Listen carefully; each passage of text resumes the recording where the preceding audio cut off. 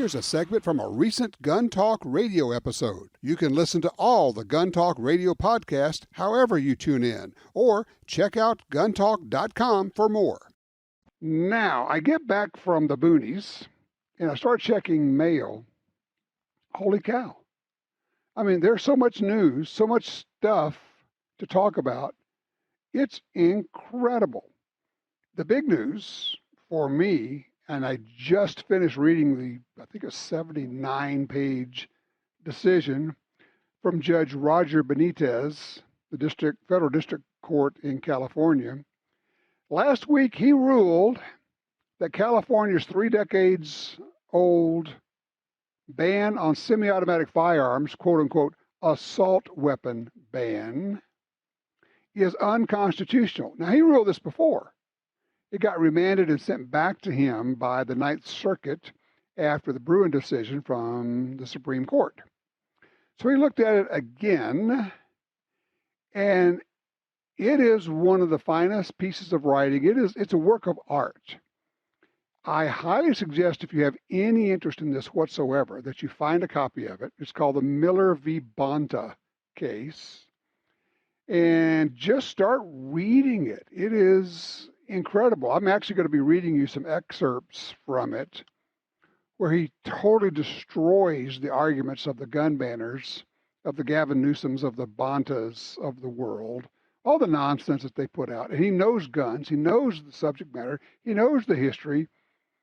You know, when they say, well, this many guns were used for that, he looks at it and goes, yeah, no, actually the data doesn't show that. Here's what the data actually shows.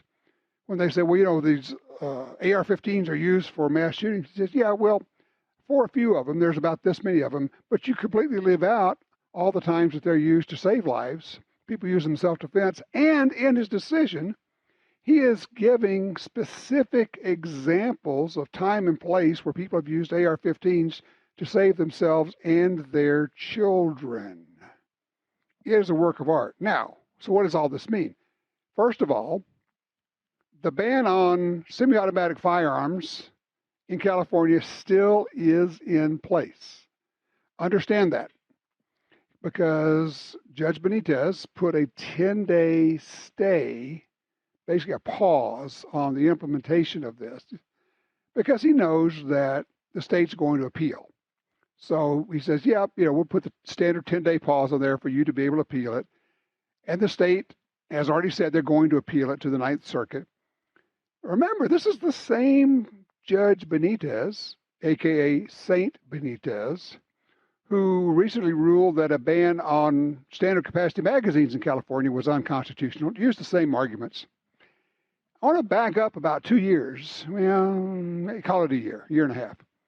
When the Bruin decision came down from the Supreme Court, I said at that time, this changes everything.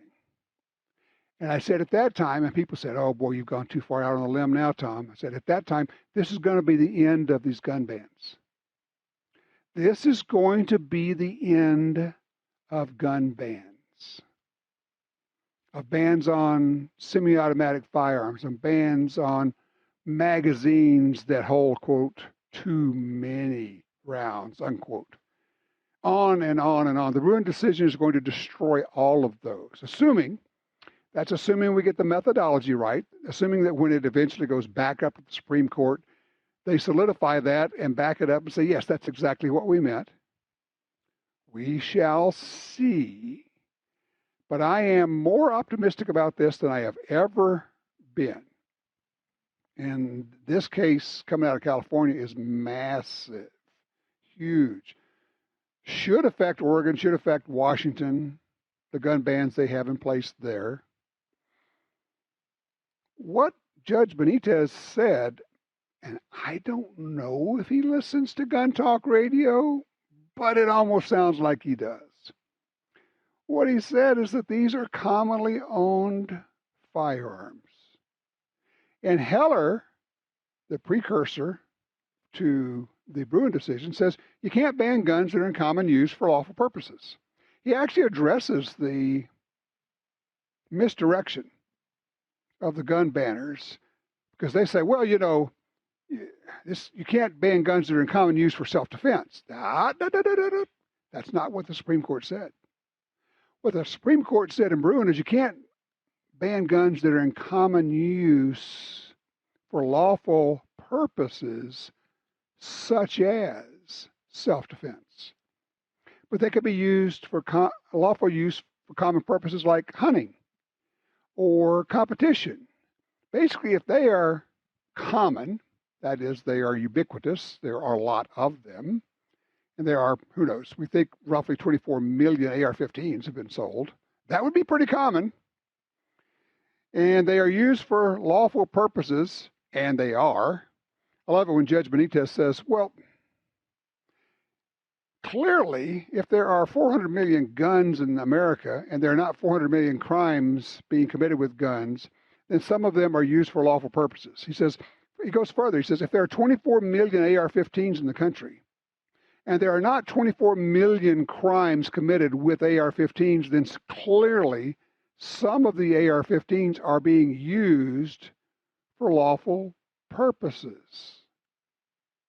And then, of course, the California state government say, well, they're not used in self-defense because people hardly ever shoot anybody with them. Judge Benitez throws that out. He says, well, that's not what used means. When you wear a seatbelt, you're using it. Are you only using a seatbelt when you crash? When you have your seatbelt on, you're using it for self-defense. When you have your gun at home, you're using it for self-defense. It was masterful, and it's huge. This is a big deal, coming right on the heels of him ruling unconstitutional California's ban on standard capacity magazines. There'll be a whole lot more to talk about this as we go forward. I'll point out some of the other things he's done, but other things that we're going to be talking about. Got to mention. In his decision, Judge Benitez actually addresses Ryan Bussey, the former sales marketing person from a firearm company, and he just destroyed the testimony. He said Bussey worked for a company that made bolt-action rifles and semi-automatic pistols. He has no expertise that we can find in AR-15s, yet he's testifying on AR-15s. I mean, just ripped him up one side and down the other. It was a thing of beauty. When we come back, also in the news, war hero Delta Force operator Larry Vickers has pled guilty. He has pleaded guilty in a case involving importing machine guns. We have some other news we'll talk about. If you want to join us, 866-TALK-GUN. I'm Tom Gresham.